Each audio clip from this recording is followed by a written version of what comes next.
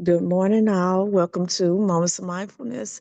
And today I have a um, less popular topic, but very, very, very important. Before I get started, I want to make you guys aware of some things just in case.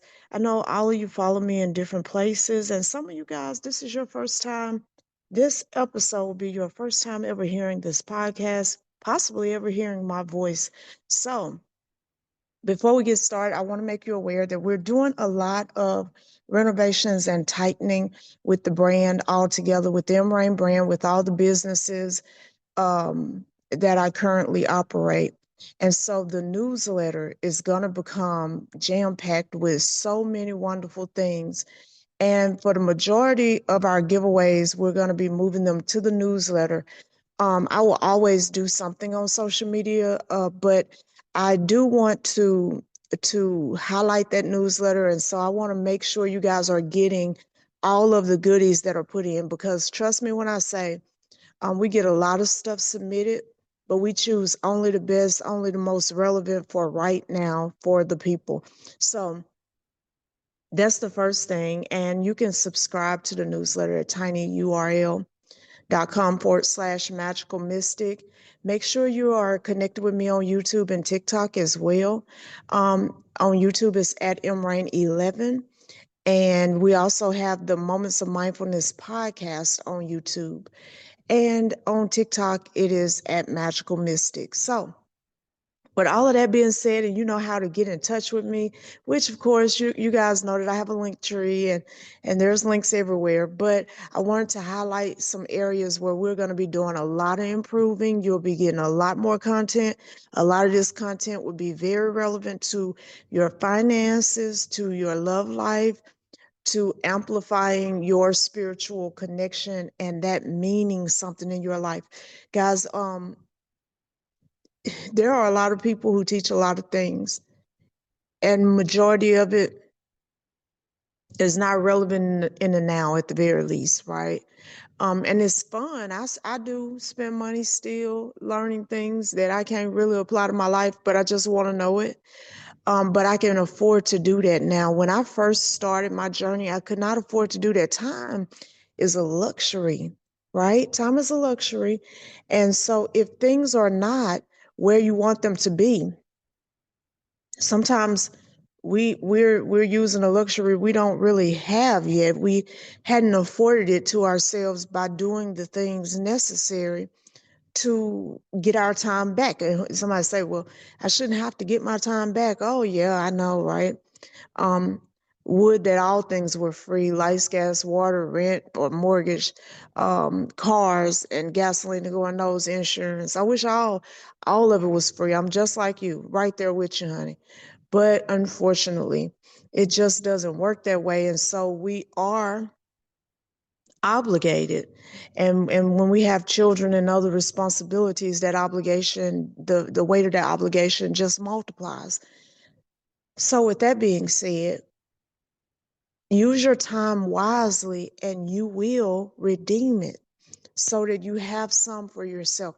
Now, with that being said, let's move on to the topic for today because it's not time. It do feel like I've done a lot of stuff for time management, especially on the TV show. So it's not time today. Today, the conversation is relationships. Today, the conversation is gonna prick at the heart. Today, the conversation is gonna infuriate the mind, possibly. But at the end of today's episode, you're gonna be better equipped to relate, right? To relate with others. So for years, I have said and cried and complained, right? I got so much stuff I want to say, but I can't say it. And this morning I realized who told you you can't say it? You say all kind of other stuff you really probably shouldn't say. So these are things you can say, right? Wisdom is a jewel. And if you got it, you should share it. So I'm going to talk about relationships, and I'm going to talk about why people, with a special emphasis on women, why people often live without power. Oh, okay. I take my breath because this is coming from a very personal place. So there are times in moving through life, you know, you're going to meet people. Some of you may be one of those people, and they are sweet people. They're kind-hearted. They're thoughtful. They really try, right? They really try not to be in the way. They try not to be offensive. They try to care. They try to fix their life. They are people who spend their entire lives trying. And it seems like they often get the short end of the stick. And then you have people who don't try. They don't they don't give any effort to life. They don't try to improve. They don't try to educate themselves. They don't try to learn to get along with people better or to understand other people's perspective. They just don't try. They're not into any kind of spirituality because spirituality is always about self-improvement. It is not about judging other people. If and I don't use the word woke, and now with what they've done to it, it's just shameful. It really is. Talk about a word being hijacked. But if you awaken just so you could be miserable looking at everybody around you and judging them, then, you know, what was the point, right? That's not the point of waking up. That's just a distraction thrown in the path because the powers that be knew that people would wake up. So now we need a new distraction, which lands them right back where they were. But you have people who don't give any effort. They don't care how they look. They don't care how they smell. They don't care where they go. They don't care what they eat. They just don't care. And there's causes for that. Nobody's just born not caring at all. And then you have people who care, they care deeply, they try hard, they accomplish a lot. And what are they met with a lot of times? Derision from those who don't care and won't try. Jealousy from those who keep trying but hadn't been able to make it work. Guilt from themselves, survivor's guilt sometimes. Sometimes hearing the noise of the crowd and wondering, am I doing enough? Maybe I am, maybe I'm not. I feel like I'm doing too much. You know, discomfort in a place where they should be grateful, happy, and in a good spot. You can become so successful that you have to separate yourself from the masses. Imagine that. Imagine that. We live in a world where that's so normal now. Nobody ever questions how it became that way. But it is that way because of the danger of success. So then in all spaces, you mean to tell me there's a danger associated with it? It is. It is. And that gives rise to the point of my message today. In relationships, I know y'all didn't expect us to go there. There are so many people who are stuck in toxic cycles. It's so easy to blame everybody else for not being the kind of people that make the kind of person you are comfortable. And do you know that that is the number one cause of all breakups? That most people do not get in relationships to be uncomfortable. And so as discomfort rises, everything starts to change. But some discomfort is necessary. Discomfort is your friend. It is what causes us to grow, what causes us to rise, what causes us to shift, and it helps us to see ourselves clearly. I'm not saying that it's something wrong with a person is why they need to change, right? In the sense of guilting somebody like it's something wrong with you. It's not everybody else. It's something shifting always in all of our lives and all around us.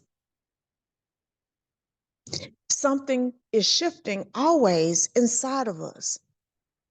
And so people want to have successful relationships and friendships, but they don't understand what a friendship and a relationship even is.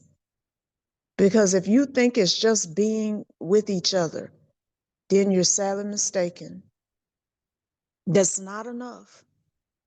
That's not enough to call something a relationship, and it's not enough to call something a friendship. The truth of the matter is, in the most intimate spaces of your life and the people you share those spaces with, there must be radical honesty. Else that space is wasted. There must be places where you can hear hard truths that may break you down and make you want to cry. But if you're afraid to cry in front of the person you chose as your friend, that you call your lover, your husband, your wife, then you have chosen wrong. And there is no two-way street about it. How can I say I love you enough to share my life with you, but I can share everything except my tears, my rawness, my pain, and my weakness? What kind of relationship is that? But that's how a lot of people choose. They choose people they like to look at. They choose people who got something that they need or want. They choose people that other people will envy them for. It's a bunch of childishness in the choosing because most people don't realize life keep on lifing after you meet someone. And I'm not minimizing any of those things. We're talking about prioritizing. If you ain't got it in you to deal with a Dunlap belly, then don't do it. Leave it for someone else, right? I'm not trying to tell you you got to choose somebody for friends or lovers that you are actually not attracted to. That's not what I'm saying. I am saying, however, that you train your attraction because a lot of people, and that's what we're talking about today, a lot of people don't realize that you can train your attraction. In fact, there's not much in life that you should leave on autopilot, not if you really want to enjoy your life. Because when you leave it on autopilot, the laws of the universe kick in. Somebody say that ain't such a bad idea. That's not such a bad thing. Yeah, okay. All right. Well, we start with the fact that you don't want to put in any effort to change how you are, how you approach things, or to think about what you want, blah, blah, blah, right? Law of attraction says that like attracts like. So you draw people into your life who don't want to put in any effort to look at who they are, change how they are, and put some thought into what they want. And so you end up with two aimless people trying to figure it out. It's not worth doing. I can tell you that. Yeah. So just because it's called universal laws don't mean you can always trust them in the state that you're in. You can trust them because they're going to work. But the state that you're in makes them laws feel like an enemy to you. That's why we get into this God must be mad at me. No, yeah, you are mad at you or disconnected or dealing with so much disappointment and so much frustration and so many um, memories of times where it hurt real bad. And now I gotta say something to men before I get into women, because women are gonna deal with our emotions how we deal with them, right? And we're not really um, blocked. We're raised, girls are raised a little more free with their emotions. Men are not. Men are told that they don't need to cry, they don't need to do this. So there are so many men struggling because their heart and their body is filled with unshed tears. And so they know that this hurt. It hurt when she rejected you in the eighth grade. If it hurt, it hurt. It hurt when he did this. It hurt when they did that. It hurt how your mom talked to you. It hurt how she treated you, your first love, and all these different things. It hurt, and it all began to change you. And until you go back to the core of who you were and all of the things that changed you when you stop showing emotion about it and you start suppressing it, and trying to learn a lesson that you weren't meant to learn. She rejected me. Girls don't want nice guys. That was never the lesson. You silly guy. It's unfortunate that there's not enough people for you guys out there saying things that need to be said. That's why women complain so much that men need to be raised, because most of them honestly haven't. Not emotionally, just physically. Saddled down, a lot of them, with this idea of responsibility. And some of the wildest things you see out there are men rebelling against the idea that I'm just basically a tool. Because sometimes even the best mother raised their child like that, and they don't mean to. But they raise their sons sometimes in light of who they are as a woman and their frustrations with all the men that they've met. See, these are the musings that we have to begin to make space for, because your own soul has this same wisdom. It's just that sometimes we won't sit with our soul and hear the truth, because truth hurts. It's easier to hear it sometimes from other people because we can argue with their ass and dismiss it. It's just flat out. But it's real hard to argue with just yourself. I don't believe in dumb souls or ignorant souls or stupid souls. All souls are wise, because souls are various levels of old. Now, let me go back to my point. So most people don't even start relating in the right way, and that's okay. You know what? We all have to learn. But there comes a time when all of us have an option to make a decision. And believe it or not, that decision, no matter whose face is in front of you and what the nature of the relationship is about, it's either you or me.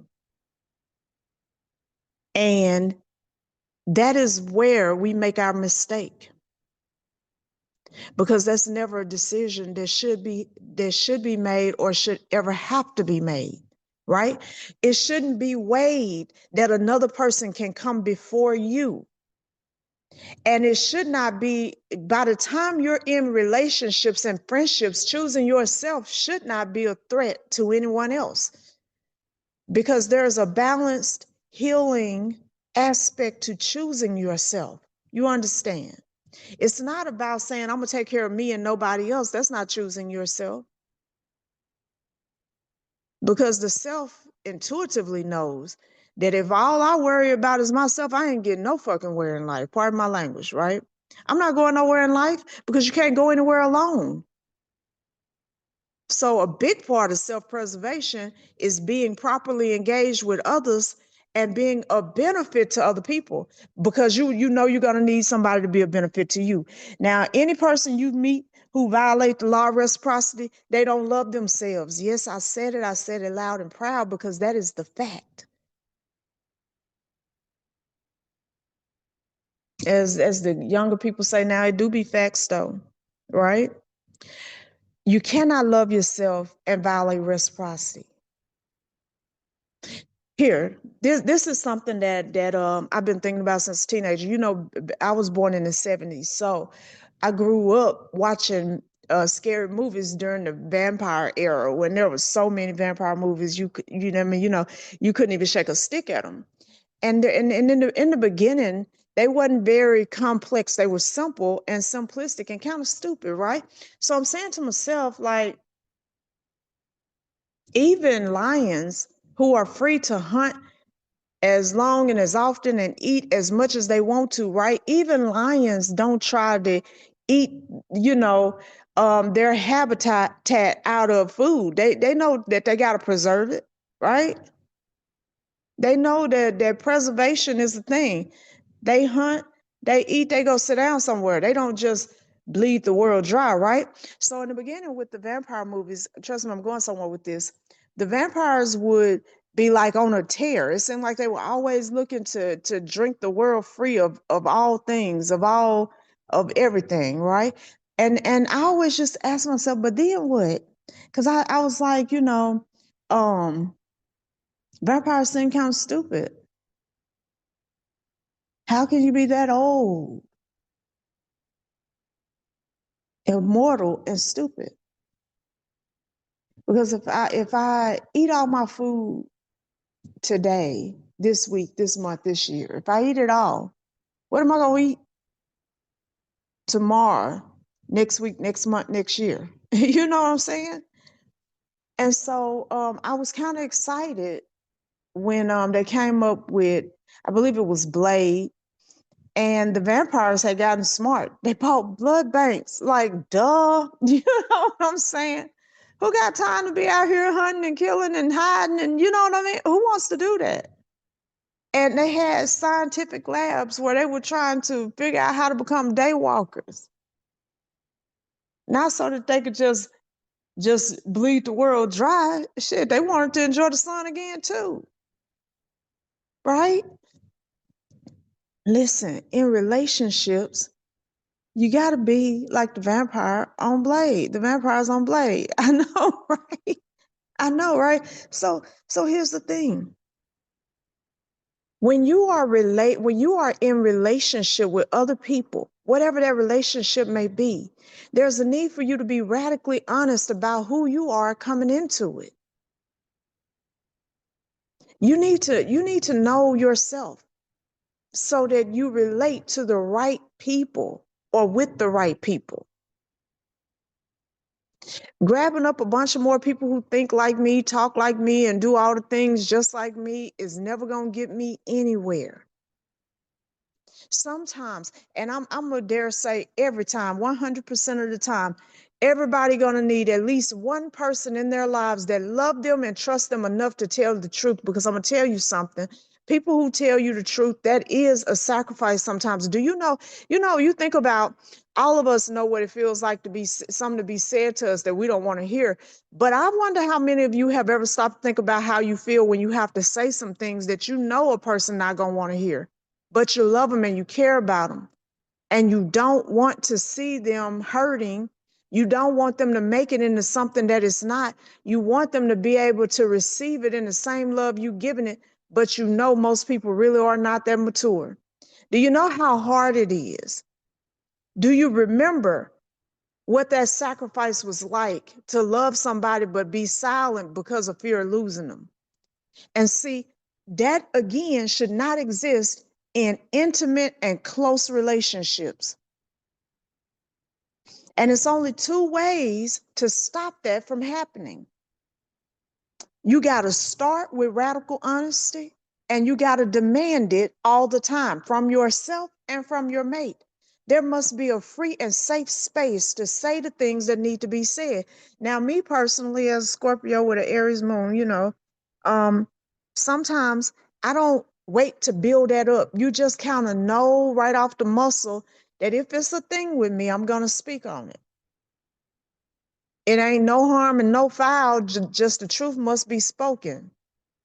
And because I know I'm like that, I make space to hear it without acting out toward the person saying it to me. I might get quiet and I might even go into a cave somewhere for a little bit, lick my wounds and figure out what I'm going to do with all that information.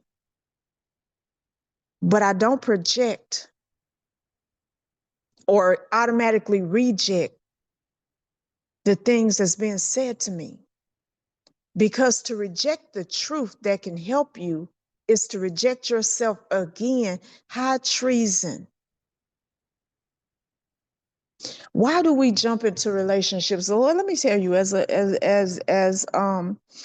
someone who is well seasoned in life, right? When I was young, I mean, I was much like all other people. The first thing you notice is how someone looks, how they walk, how they move, right? And I liked strong men. I've always been attracted to strong looking, acting, sounding people. I despised any view of weakness in a potential mate. I could not take it. And you could be a really good person, but if that goodness came across a certain way, I wasn't with it. right? And then somewhere along the line, I would like for you to look, good enough for me, right? Whatever that is. But the first thing I look for was strength. I analyze a male's body as if I was as if I was buying a car or a horse. Like, do you have a useful looking body? Is it strong? It's a reason for that. And that reason is my history. I ain't gonna go into that right now, right? We'll talk about it at a later date. But I needed powerful. And so that's what I went for. Unfortunately, there's a certain type of person that presents power forward, right? And so I went through my phase with bad boys, so to speak. And then I got a little older, and then I started trying to think about what relationships had taught me. See, this is the mistake most of us make, right? Somebody say, "How is it a mistake? Think about what these prior relationships had taught you." Well, because unfortunately, you're still projecting and feeling like it's the person. It was all the person's fault that you got all these different lessons. It's not. It's not you realizing that you are a particular type of person, period. So when you're trying to see what your relationships taught you, so to speak, and that's how you're seeking to change, you just end up somewhere talking about, I want something different than what I had, right? Ultimately, that's what it is, even if you don't say it like that. It's kind of like, well, one thing I learned is this, that, right? It's almost akin to bitterness. And so you go through that phase, and it's like, well, I know I don't want anybody that's cheating on me. I know I don't want nobody that's doing this. I know I don't want nobody to hit me, right? And then so you start trying to find what you think is safe for you. And then, years pass by, and how you choose change again. And if you've been particularly unlucky and very, very unhappy dealing with loneliness, suddenly you downgrade to your lowest level. And this is the part that scares me. It is because of seeing this so often that it made me want to do this episode. But then you get to a place where you like, well, at least if he or she is there, at least the bar gets so low anybody can afford you. And that is the height. It's your lowest point and the height of your self-abuse, the height of your treason. It's the highest form that anybody can afford you. You're not for anybody. You're not for everybody. Not in an intimate way, whether it's friends or whoever. And so, and then others become bitter, and they think they know nobody's no good, and they go into a thing because they can't stand the loneliness, but they take with them all the bitterness, the pain, the frustration, and everything that everybody else left behind with them. So they expect you to be a trash compactor, whoever it is that they get into a relationship with, they expect, or friendship with, they expect you to make up for, as if you did it to them, all the other things that's done to them. And so they start the relationship with a heavy deficit. Okay. So all of these things are the wrong ways to do it. And we know this. What we hadn't had is the right way to do it. And that's what I'm going to talk about right now. Now, let me say this. I started a program. I became a relationship coach a long, long time ago. Long time ago. But I kind of got into it because I thought I already knew. I got into that program and realized I didn't know anything. But then by the end of that program, I realized I would never be a relationship coach. I didn't like anything about the program. Coaching as a whole, the way that they present it, to me feels like a hustle, right? It's like, I'm just going to ask you questions until you figure out blah, blah, blah. I'm going to ask you leading questions and try to guide you to the truth. And it might take 6 months or a year, and we might be linked up forever, when I can just tell you certain things and give you the time to process it. Because my goal, the type of person I am, and this is why I don't really consider myself a coach. I'm more of a mentor. My goal is to get you to a place where you never need me again. And so when I see your face again, I know you coming because of gratitude, love, or friendship, sisterhood, brotherhood, something like that. But not because I drag your situation on and on and on. Yeah, it was a trip. And the last time I was in a coaching program was just a few years ago, and they hadn't really much changed their approach. And I get it. I do get it. Right? But you cannot tell me someone that is not financially motivated. And there's a lot of people who really want to help people going into the coaching field, and they're getting trained this way, and it shows up. It shows up in their approach. So it's no shade coaching. We need a lot of coaches. We got a lot of people who need coaching, right? But for me, and that's just me being who I am, I knew I wasn't going to be a relationship coach. So take this as an exception, right? So when it comes to relationships, it is two people relating one to another. And the only way that really works is if there is, and listen, right now, I'm talking about each party coming into the thing need to be radically honest with themselves. Everything you can't tell everybody. There are levels to intimacy. Your most intimate person should be somebody you really trust with your rawest emotions. I'm not saying that's the truth for every relationship you get in.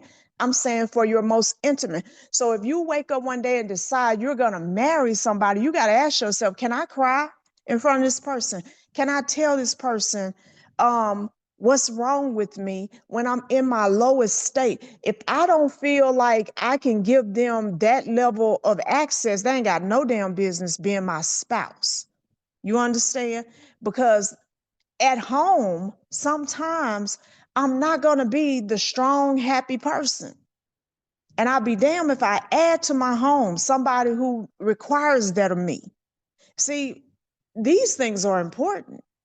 And that applies especially for men, because men think that they don't get to be weak.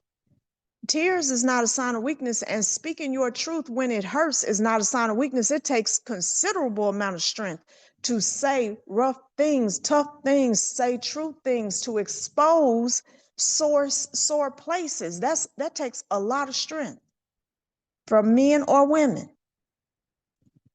And so anybody who you can't trust with that doesn't belong in a space where it's difficult for you to escape them when you need to express it.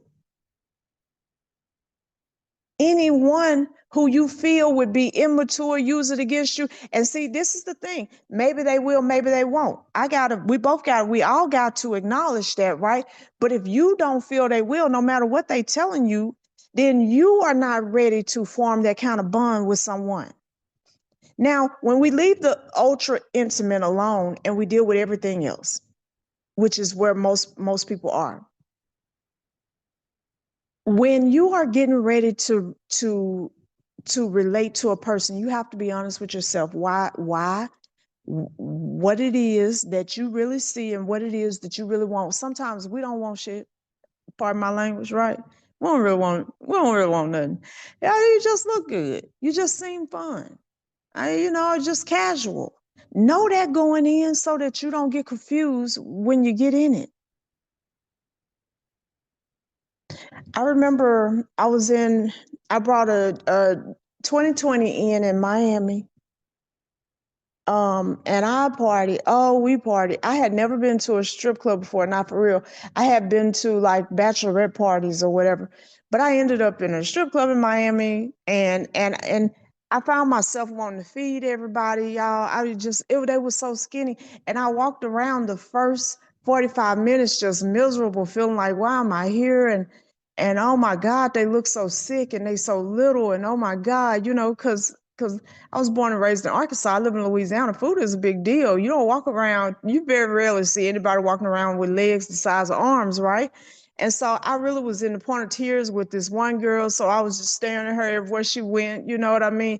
She finally came over there to see if I liked her. It's like, no, it's just that it was her bones, the way they was protruding, her knees looked funny. And I was just, worried, which was uncomfortable. So the night went on. And then all of a sudden the action started.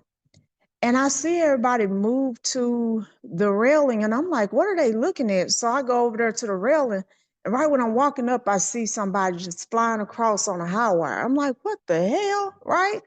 And it's going up, right? Of course, this is the club that Snoop Dogg and Ray Schmurder and all them were there that night. That's why we went. And and so she's up there and she's flipping and flopping and like an acrobat. And it felt like I was at a circus and I'm just in full glee at this point. And I'm like, whoa, oh my God, I got so much more respect for, and they got all kind of tricks going on with the pole down there. And I'm just like, wow, these are athletes. These are athletes. Why anybody judge them any different than you do a female wrestler or anything else? I don't know. Or a female gladiator, but these women are fantastic. They're freaking phenomenal. And now I'm like walking around like, whoa, like somebody had snatched the scales off my eyes, right? And I met this group of 4 girls. I don't remember none of their names, but we had so much fun and we talked and we giggled and we were drinking and we just had a lot of fun. And I don't know if I ever knew their name. I don't know if they ever knew my name. We just got to talking about the high wire girl. And she was the one who was walking around in knee pads the whole night, right? And I'm like, poor baby. Like I'm thinking something had happened and she still got to be at work. And I made up a whole story in my head, like, how unfair it is and all that. But the whole time she just had been protecting her knees, getting ready to perform. Lack of exposure is a big enemy in relationships. And so afterwards, when I saw her, because I couldn't imagine ever in my life giving a stripper some money, right? Because it had always been presented a certain way. But I actually gave her a tip and bought her a drink. I was like, wow. I was like, how long did you have to train to do that? And blah, blah, blah. She was self-taught, she said. I don't remember her name either. But she started talking to me about her workout routine. I don't know why I asked. I wanted us to do it. But she started talking to me about her workout routine and how she eat and blah, blah, blah, and all these kind of things. And I'm like, damn, she could be an Olympian. But she's here. And then I thought about it, but she make way more money than most Olympians, I believe, you know? And it hit me that the reason why most of us do not, it hit me that night like a ton of bricks in the chest. The reason why most of us do not have good relationships is because we go into every last one of them ignorant about who we are and with preconceived notions about the person in front of us, and we are hard pressed to let those things go.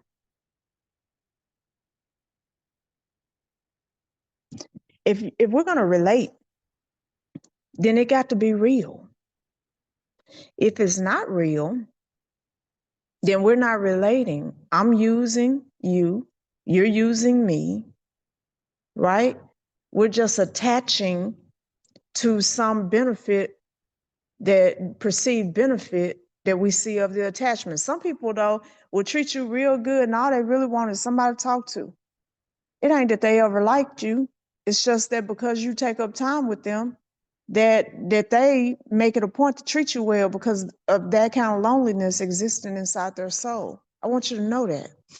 Sometimes those people have been you.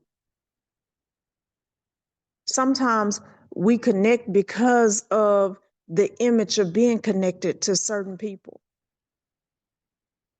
And that's okay. That can work for you in business.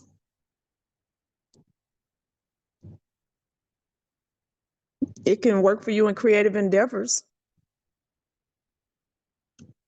But you don't have the right of expectation to stay connected because there's nothing you're putting in.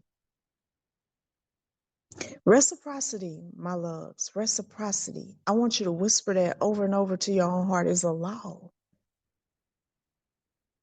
And in any relating situation,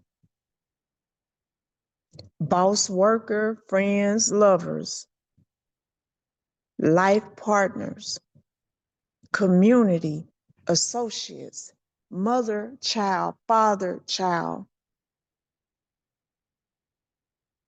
reciprocity cannot be violated.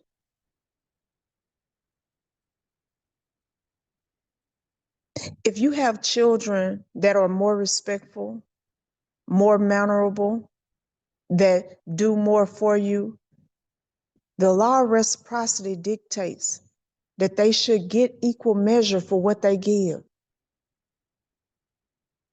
It's not popular to brag on one kid more than the other. It ain't about that. It's about making sure that the reward and the awards go to the ones who have done what they needed to do to earn them. This idea of fairness is another problem. We together, you should just treat me a certain kind of way. No, I shouldn't. Not if you have not earned it. Reciprocity is a law. I don't owe you no respect you hadn't earned. I don't owe you any trust you have not earned. I don't owe you any time that you've never put in yourself. Those things are not owed. Those things are earned. And you must earn them just like the next person. Somebody say, I don't want to earn nothing from nobody. And that's exactly why nobody has ever desired to or come along that could earn anything from you. That's why you get little effort, because you give little effort out. And the truth of the matter is, what I give to the person in front of me, most of the times, my loves, I'm not even giving it to them. They don't even know that. They're a mirror to me. And so when I see them, when I see something that stirs me, I respond to me. And all these people, it helps me to treat people really well. Once I learned how to love myself, it helped me to treat people really well.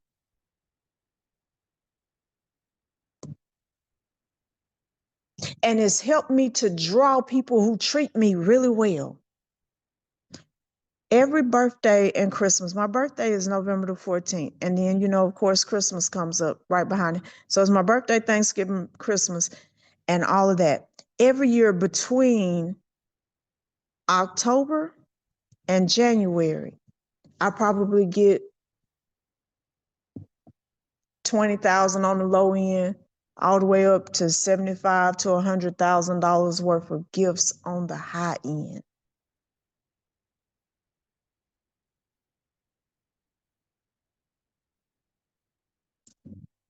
I remember, and I want you to think about this. I remember when I first ran into the Brahmin bags, and they so colorful and they're so pretty. And I was talking about, oh, I'm gonna give me a Brahmin bag, right? And just kind of saying it. I think I have went and got a Louis V, and I had posted a picture of it because they had some classics out. And everybody was like, you should get Brahmin. I had never heard of Brahmin. So I went and looked it up. I was like, oh, yeah, yeah, yeah. And somebody said, now what you deserve is a Birkin. I remember them posting that under my comments.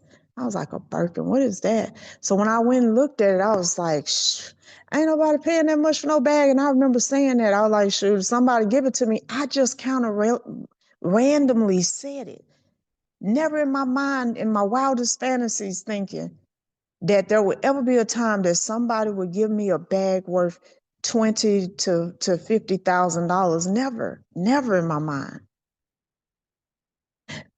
But it wasn't, but maybe a year later, that one of my VIP clients had hit me up. She was like, go look on my Instagram. I said, okay. I went and looked. I was like, okay, I see you, blah, blah, blah, blah, blah, blah, you know, whatever. And she said, girl, I got that new Birkin. She was like, you want my old one? And I kind of like froze, like, huh? You know what I'm saying? She said, yeah, I got a big one. She said, it was like about 40,000. She was like, you want it?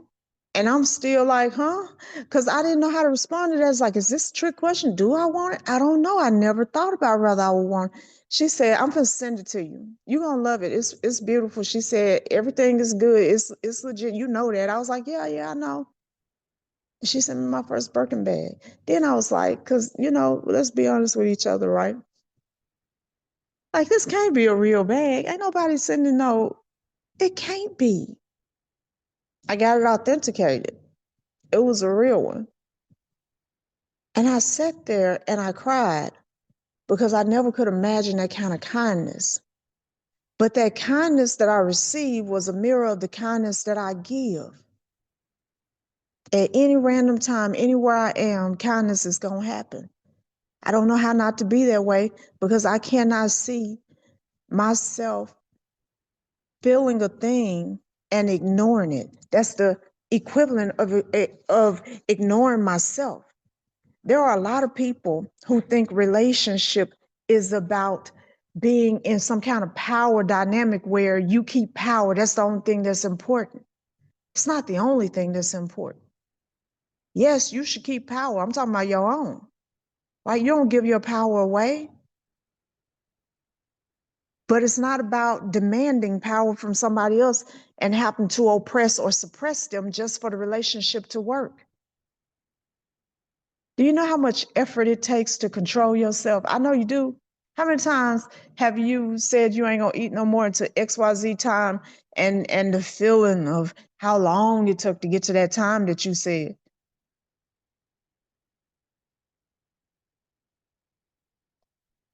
How many times you said, I ain't gonna say it, I ain't gonna say it, and the feeling it took to keep your mouth shut, or the feel, all of these things, right? The reality is, my loves, and this is where we're gonna close this this beautiful episode. The reality is, it's a full-time job controlling yourself.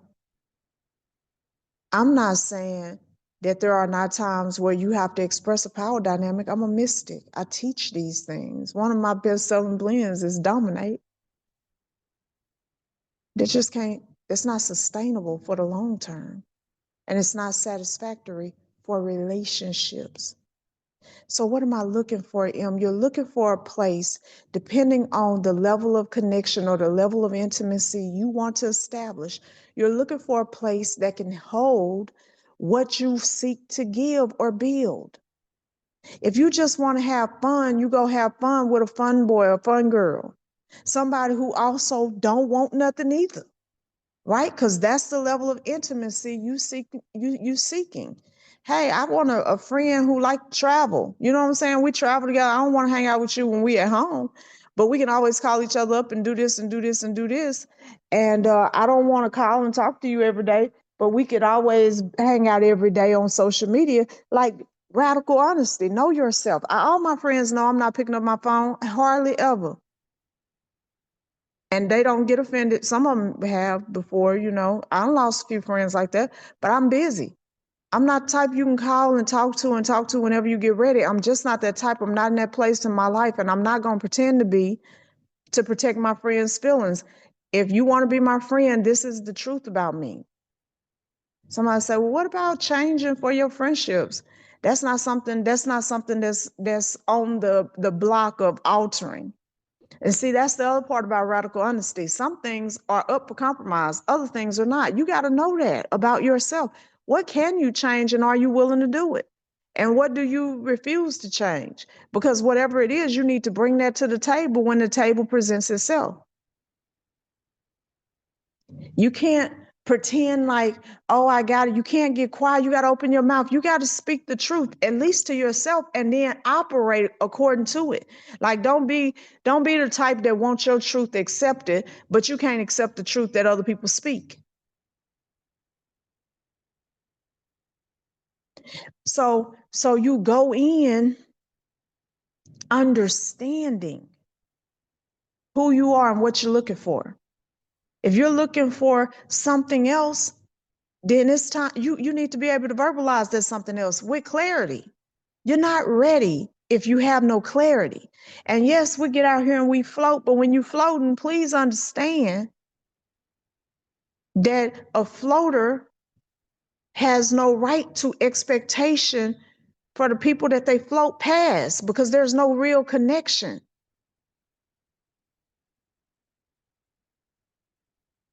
And all real connections come with expectations. What is an expectation in a connection? The glue, the fastener. If we came together because we both decided we wanted to build a legacy together, the fasteners are the expectation is that you will build just like I will. And we will build in unison. It'll be a coordinated effort, synchronized swimmers. We doing this thing together. That's an expectation because we came together with this understanding. Those are not wrong expectations to have. And then when that expectation fails to get met, then you come back to the table with an honest assessment. Hey, this and that. And everybody have an honest conversation and you make a decision from there. Guys, relationships not hard. I used to make them real hard. Listen, like everybody else. Relationships are not hard. Rather, they are loving relationships, friendships, or otherwise. When I go to work, if I work for someone, I hit the clock and I do what I told them I would do when I accepted the job. Nothing less.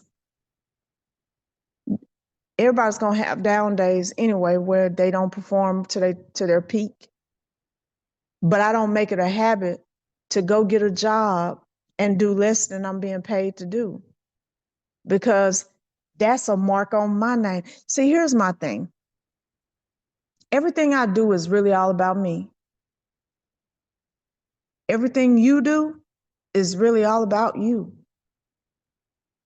If you're jumping a relationship with somebody you don't really want because of what they have, and then proceed to treat them bad, mistreat them, ignore them, and not give them anything for all of what you're getting from them, that says a lot about you. It says something about them too, that they would allow it.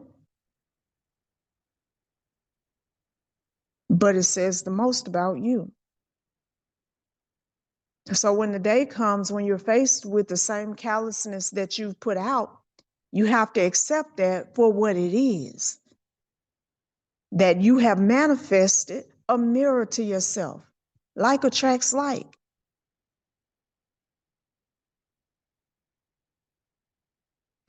So all I really got to do then, is to watch my frequency and to make sure that my frequency is what I want to deal with in someone else. Yes, that's really what you got to do. It's not all you got to do. Because even in being a loving person, a giving person, and this, that, and the third, right? Like attracts like, but opposites attract too. See, it ain't this or that, it's this and that. You still got to keep your wits about you. You notice how whole idea of falling in love, it's like this falling and I can't help it. You really can't tell your heart who to love. You can't tell your heart who to love. It loves who it loves. I've loved a lot of people who will never know it because I know better. Well, not a whole lot, but a few, right? Can't tell your heart who to love, but you can tell your body where to be. And you can tell yourself how to act. If love was enough, the world would be a better place. It's not enough by itself because some of us don't have trained love because we have not trained ourselves. So we could feel a whole lot of intense feelings and still be stuck in terrible behavior. I really love this person. I really don't want to lose them. But that don't get you up off your ass and moving though, does it? It doesn't cause you to be more emotionally available, then does it?